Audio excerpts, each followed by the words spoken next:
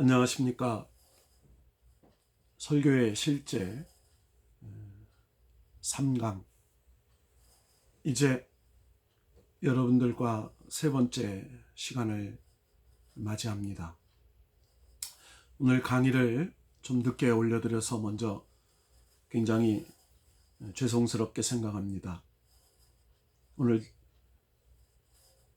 사순절, 특별히 고난주간을 지내면서 총회의 코로나19와 관계된, 그리고 부활절에 관계된 여러 가지 회의가 있어서 오늘 부득불하게 여러분에게 양해를 구하고 이 설교의 실제 세 번째 강의를 이제 올리게 돼서 정말 죄송스럽게 생각합니다.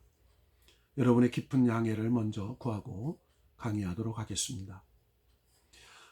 지난번에 연역법적 방법론에 대한 설교를 하다가 2강 2부가 끝났습니다. 제가 그렇게 종결되는 것을 나중에 보고 상당히 죄송스럽게 생각하고 설교의 실제에 들어가기 전에 여러분들이 어떤 설교를 어떤 방법에 의해서 어떤 준비를 그리고 어떤 기술적인 것들을 할 것인지 정하기 전에 먼저 기독교의 설교가 어떤 것인가를 분명히 이해해야 된다고 생각합니다. 물론 여러분들은 설교학에서 또 신학원에서 또 1, 2학년 과정에서 또 지금까지 신앙생활을 하면서 수많은 설교를 들어왔기 때문에 여러분들이 우리 기독교의 설교가 무엇이다 라는 것은 이미 이해하고 또 알고 계시리라고 생각합니다. 기독교의 설교는 하나님의 말씀을 전하는 사역입니다. 하나님의 말씀을 전하는 사역이기 때문에 인간적인 사역이 아닙니다. 그래서 설교자는 바른 설교 신학을 정립하고 있어야 합니다. 예를 들어서 성경을 통해서 말씀하시는 하나님의 음성을 들으려고 하고 그 하나님의 말씀을 듣고 그 말씀을 하나님의 말씀을 바르게 전달하려고 하는 것이 굉장히 중요한 바른 설교 신학입니다. 그런데 설교 가운데 자신의 생각과 주장을 피력하려는 데 중점을 둔 설교자들이 참 많이 있습니다.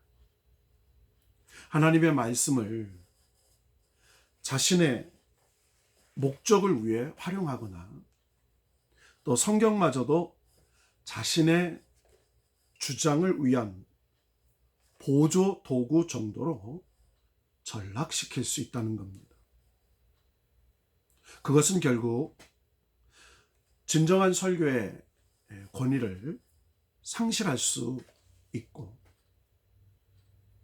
하나님의 말씀을 왜곡하고 잘못되게 전할 수 있다는 굉장히 큰 문제점에 봉착하게 됩니다. 기독교의 설교는 예수 그리스도의 복음을 선포하기 위해서 시작되었습니다.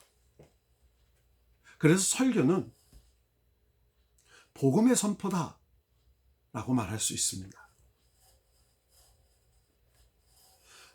복음이 무엇입니까? 복음은 예수 그리스도의 탄생, 예수 그리스도의 생애, 예수 그리스도가 우리를 위하여 십자가에 죽으심, 그리고 죽음과 지옥의 권세와 모든 어둠의 권세를 깨뜨리시고 부활하신 예수 그리스도, 그리고 그 부활하신 예수 그리스도께서 하늘로 승천하셔서 하나님 우편에서 우리를 위해 중보 기도하시고 또 우리를 장차 데리고 가실 영원한 하늘나라의 처소를 예비하시고 다시 오심의 내용을 선포하는 것이 바로 복음이라고 말할 수 있습니다. 그래서 이 설교는 복음의 선포다라는 말은 설교는 언제나 그리스도의 중심적인 것에 놓일 수밖에 없습니다.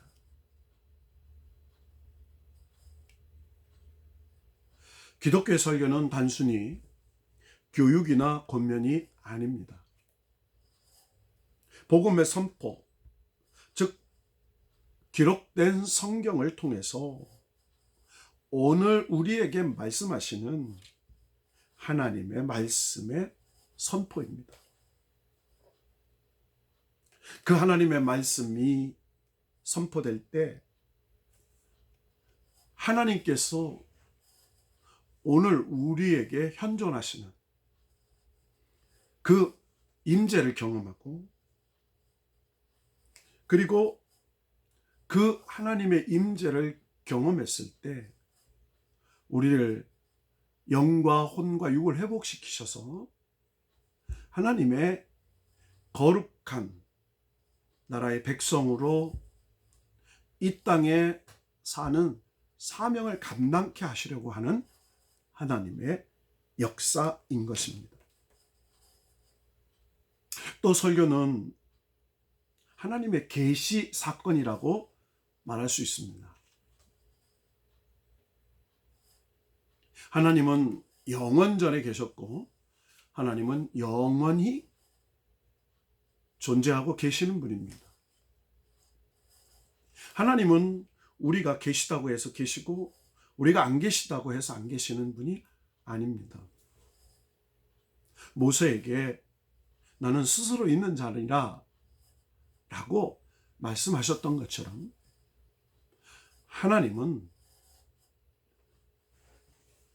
이 세상의 모든 만물을 창조하시고 또 역사하시고 보존하시고 섭리하시고 구원하시고 성취하시는 그런 하나님이십니다.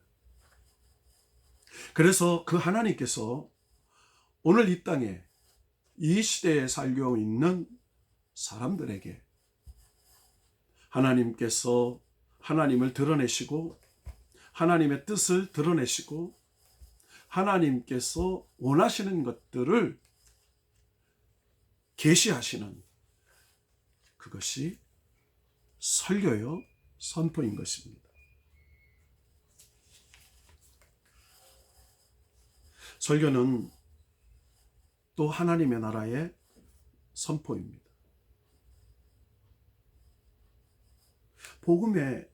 복음서에 나타나는 예수 그리스도의 설교는 근본적으로 하나님 나라의 선포에 있습니다.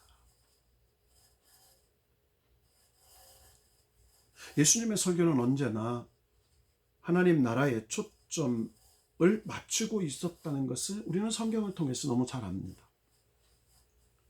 갈릴리에서 행하신 첫 번째 예수님의 설교의 골자는 내가 찾고 하나님의 나라가 가까이 왔으니 회개하고 복음을 믿으라. 마태복음 1장 15절의 말씀이었습니다. 이것은 예수님이 전하신 설교 선포의 요약이었습니다.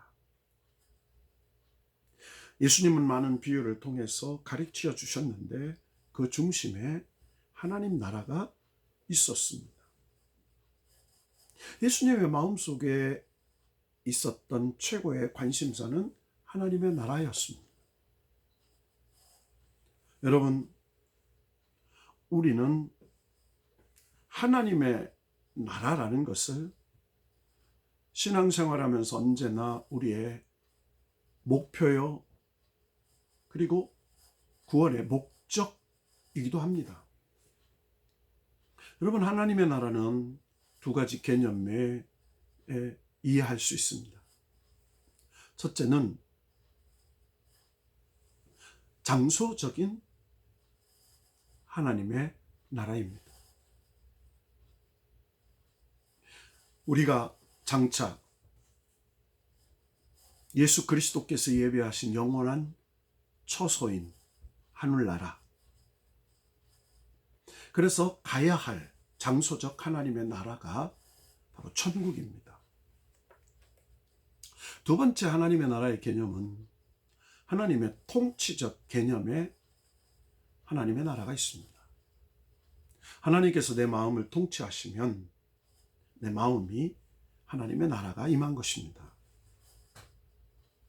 우리 가정에 하나님의 말씀과 그리고 하나님의 성령의 임재가 임하셔서 하나님의 말씀이 우리의 가정을 통치하실 때 우리의 가정에 하나님의 나라가 임하신 것입니다. 그래서 천국 같은 가정이라고 말할 수 있죠. 하나님이 우리의 가정을 통치하셔서, 그리고 하나님이 통치하시는 그 가정이 바로 천국이 되는 것, 그것을 말하는 것이죠. 하나님이 통치하시는 교회, 바로 우리에게 임재하신 하나님의 나라입니다. 그것이 바로 통치적 하시는 하나님의 나라를 말씀하시죠. 영원하신 하나님이 오늘 영원한 생명을 가지신 하나님이 나와 우리의 가정과 우리 교회에 접속되어지고 통치하실 때 바로 하나님의 나라가 임하셨다라고 하는 통치적 개념의 하나님의 나라가 임하는 것입니다.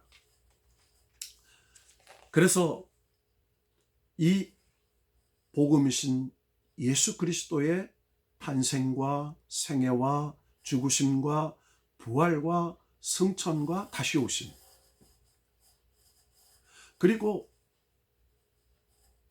그 하나님께서 오늘 우리에게 기록된 말씀을, 선포된 말씀으로 각자에게, 그리고 각 가정에게, 각 교회에게, 각 사회에게, 각 나라와 민족에게 계시하시는 하나님의 나라의 선포가 설교요. 또 하나님의 나라가 바로 우리 기독교의 설교의 핵심적인 주제인 것은 너무나 중요하고 알고 있던 바입니다. 자, 이렇게 중요한 기독교의 설교, 복음,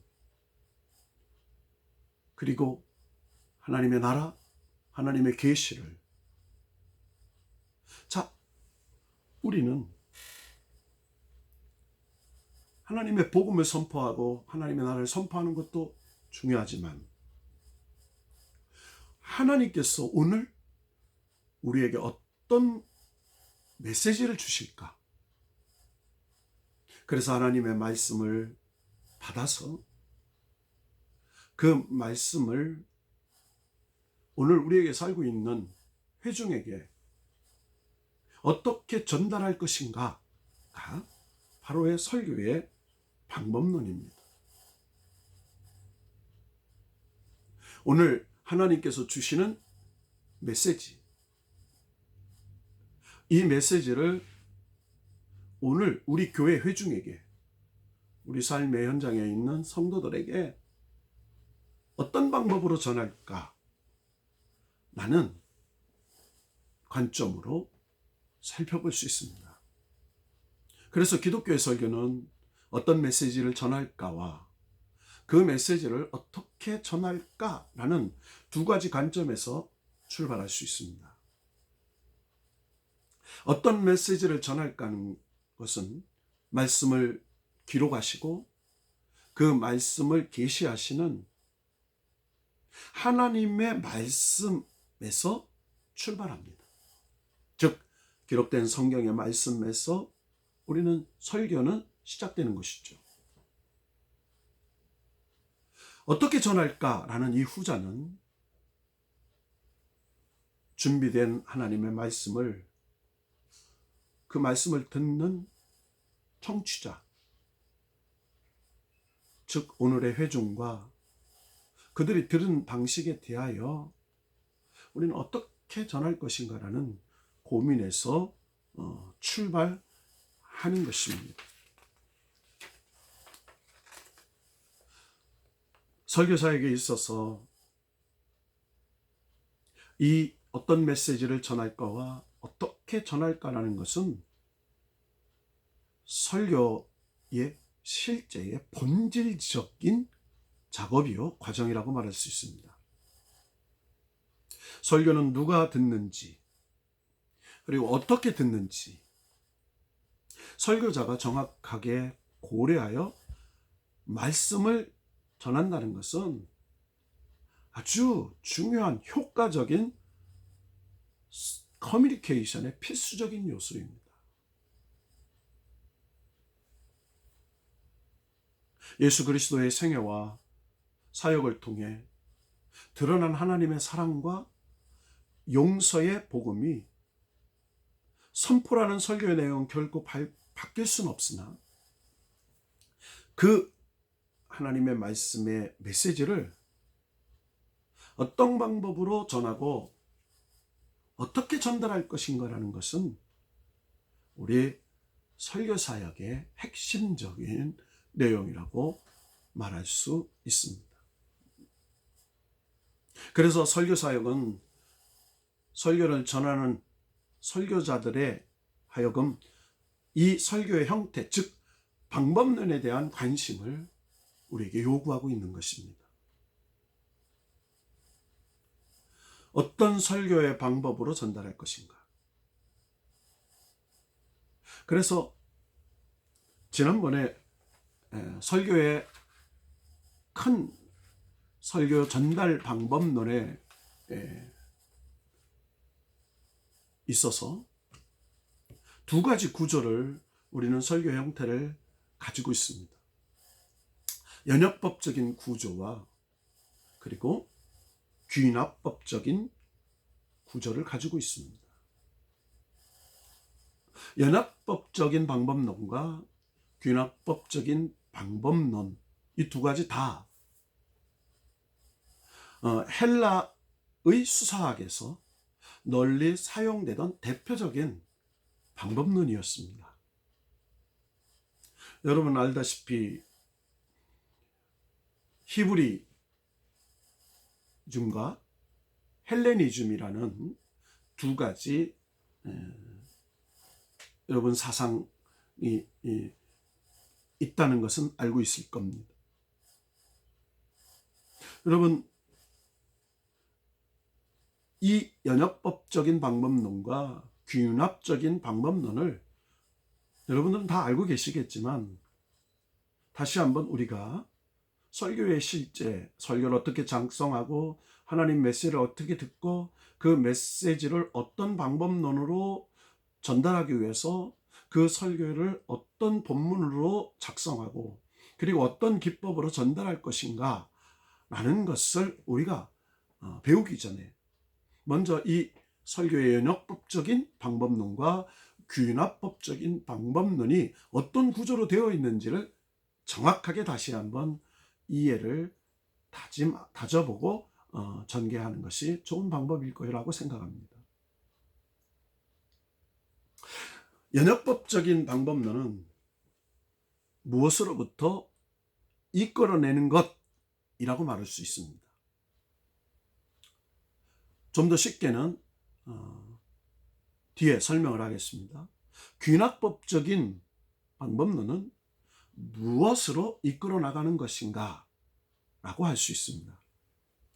쉽게 말하면 연역법은 말하려는 중심 주제가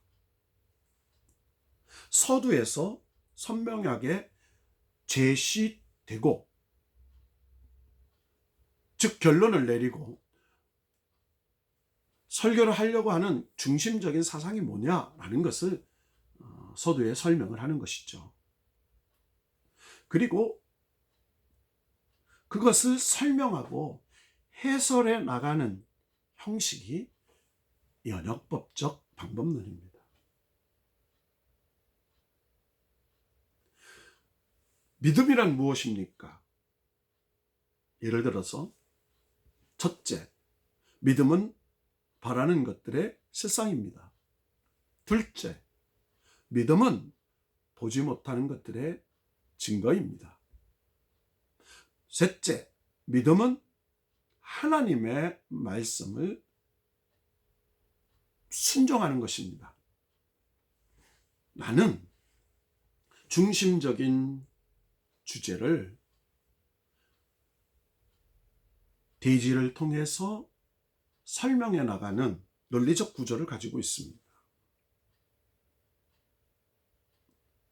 귀납법적인 설교 방법론은 이런 중심적인 주제, 즉 그 말씀이 내포하고 있는 하나님의 계시를 끝부분에 가서 드러내게 하는 방식입니다.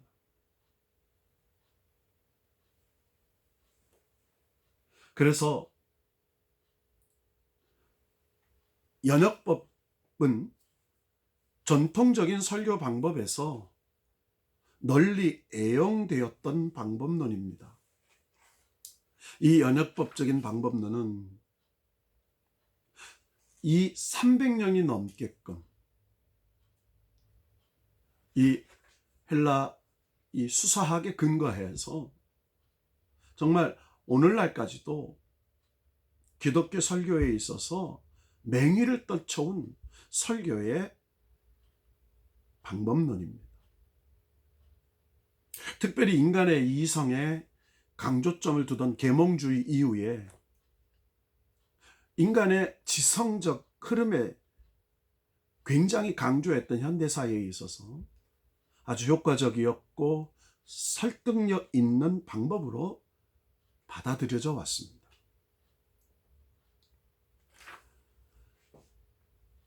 그래서 설교의 중심 주제를 정한 다음에 그 주제를 설명해 주는 세계에서 4개의 대지로 구분하는 방법론입니다. 이런 대지들은 주제를 논리적으로 설명해 주면서 교리해 주는 특성을 지니고 있습니다. 그래서 자연히 여기에서는 논리적인 구조를 가지며 그러한 사실을 규명하는 구조를 갖고 있기 때문에 아주 논증적이고 수사학적이고 마치 법정에서 변호사가 자기 의뢰인의 무죄를 규명해 주기 위해서 여러 가지 증거와 사건에 대한 케이스를 통해 변증하는 형태를 가지고 있다라고 할 수 있을 정도로 유사합니다. 즉 중요한 개념은 논리적으로 변론을 듣는 청중을 설득해 가는 것이 중심적인 목표입니다. 믿음은 이런 것입니다. 그래서 우리는 그 믿음대로 살아야 합니다. 그 믿음대로 살았을 때 하나님이 우리를 이렇게 역사하시고 축복하십니다 라고 하는 그런 명제를 논리적으로 설명하고 설득하고 그들을 결론에 이르게끔 해나가는 방식이 바로 연역법적 설교 방법론입니다.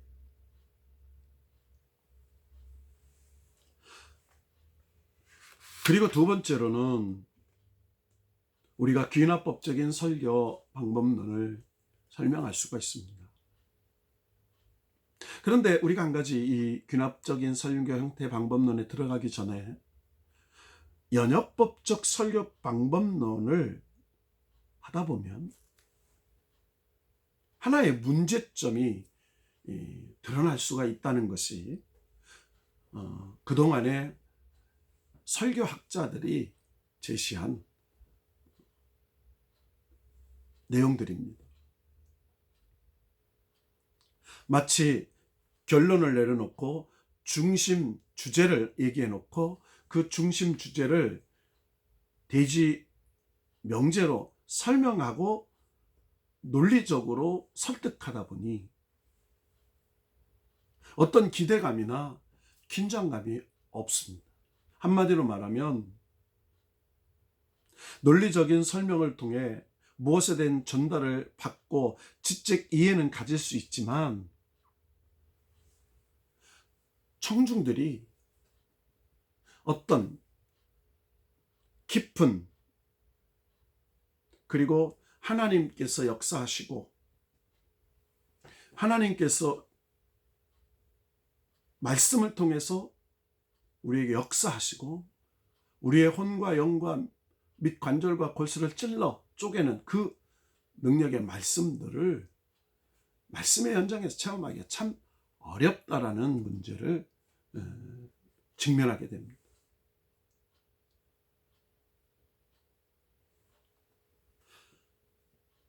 이러한 설명 구조의 방법을 가지고 있기 때문에 많은 사람들이 뻔한 설교, 이미 알고 있는 설교처럼 성도들의 기대감을 놓치게 하는 문제점이 대두가 되었습니다.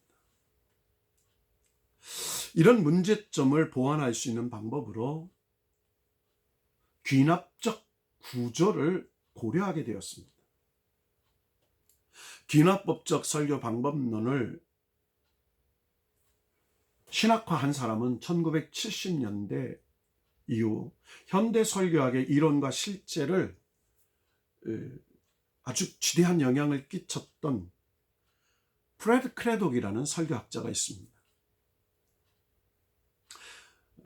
이 설교학에서 아주 기념비적인 책 제목이 있는데 권위 없는 자처럼이라는 책이 출판되면서 설교의 새로운 패러다임을 제시되고 대중화하는 아주 엄청난 역할을 감당한 그런 설교학자였습니다. 이 귀납법적 설교 방법론은 전통적인 연역법적 설교 형태의 도전으로 등장했습니다. 귀납법적 설교 방법론은 전통적인 연역법적 설교 방법론과는 달리 인간의 특별한 경험에서 시작해서 복음에 깜짝 놀랄 만한 결론을 향해서 청중을 이끌어 나가는 형태를 가지고 있습니다. 다시 말해서 말씀을 듣다가 아하, 그 말씀이었구나. 어느 시점에 그 말씀의 핵심적인 것을 청중이 발견하고 결론을 내리게끔 하는 형태의 방법론입니다. 이것을 아하 포인트라고 말합니다. 결론을 세워서 논리적으로 설득하고 전해가는 것이 아니라 이 귀납법적인 설교 방법의 특징은 언제나 개인적이고 특별한 인간의 경험에서 출발하면서 청중의 몰입과 참여를 이끌어내는, 우리가 예수님의 설교 형태를 보면 예수님께서 비유를 들어서 많이 설교를 하셨습니다. 하늘을 나는 저 새를 보라. 들에 핀 백합화를 보라. 먹이시고 입히시거든 하물며 하나님의 자녀인 너희를 입히시고 먹이시지 않겠느냐. 라는 설교를 우리는 말씀을 통해서 많이 기억하고 있습니다.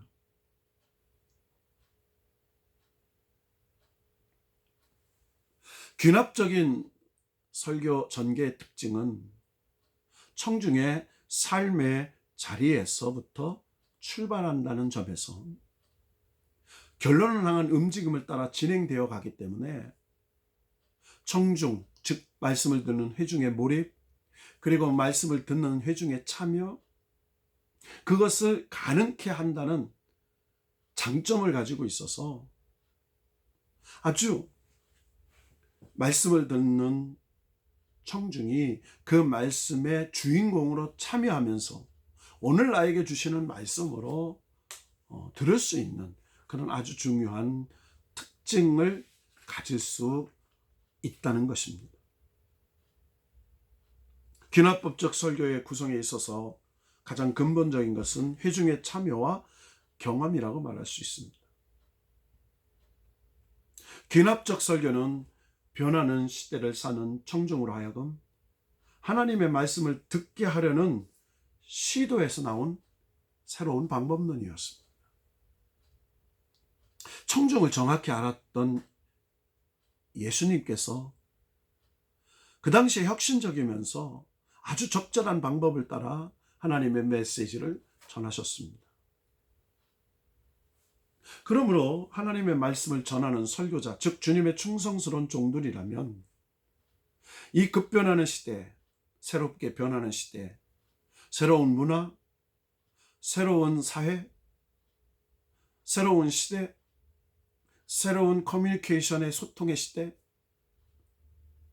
어떻게 하면 효과적이고 어떻게 하면 말씀의 역사가 일어날 수 있도록 새로운 설교의 방법론을 제시하고 전달할 것인가, 정말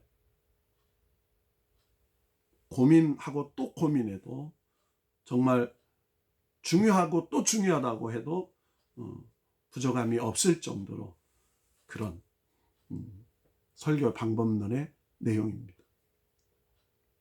여러분들께서 익히 알고 있는 연역법적인 방법, 귀납법적인 방법, 이 두 구조는 주님 오실 때까지 이 두 가지 형태의 설교 방법론은 사용될 것입니다. 연역법적인 설교 방법론이 옳다, 귀납법적인 설교 방법론이 옳다라고 말할 수 없습니다. 성경이 기록된 성경의 말씀 내용을 연역법적인 설교 형태를 가지고 설교해야 할 본문이 있고 귀납법적인 설교 방법론을 가지고 설교해야 할 본문이 있는 것입니다. 그래서 연역법적인 설교 방법론을 이해하고 귀납법적인 설교 방법론을 이해해서 연역법적인 설교 방법론의 설교 형태는 이런 것들이고 귀납법적인 설교 방법론의 설교 형태는 이런 것이다라는 것을 우리가 알고 이해하고 준비된다면 탁월한 설교자가 될 수 있다는 것입니다. 설교에 있어서 박사는 없습니다. 여러분, 우리가 그런 얘기를 종종 합니다. 성경 박사야. 설교 정말 잘하시는 것 같아. 이런 이야기들을 우리는 종종 듣기도 하고 또 해오기도 했습니다. 여러분, 정확하게 우리가 성경적 설교가 뭐냐, 복음적 설교가 뭐냐, 설교는 잘하는 게 아니라고 말할 수 있습니다. 설교는 바르게 하는 것이다라고 얘기했습니다. 기록된 그 설교의 핵심적인 하나님의 계시의 말씀, 오늘 이 시대에 살고 있는 하나님의 백성인 회중에게 그들의 삶의 자리에 하나님께서 원하시고 필요하신 말씀을 어떻게 전하시기를 원하시고 그 말씀을 받아서 그 회중이 어떻게 살기를 원하시는가를 우리는 깊이 있게 연구해야 된다는 것이죠. 연역법적인 설교 방법론, 귀납법적인 선교 방법론, 모두가 하나님의 계시의 말씀을 듣는 것에서 시작합니다. 하나님은 어떻게 전하기를 원하시는 것일까? 여러분, 이 연역법적인 방법론과 귀납법적인 방법론을 하면서 시간이 많이 지나서 좀 전하게 될 것 같습니다. 2강의 2부에 시작하도록 하겠습니다.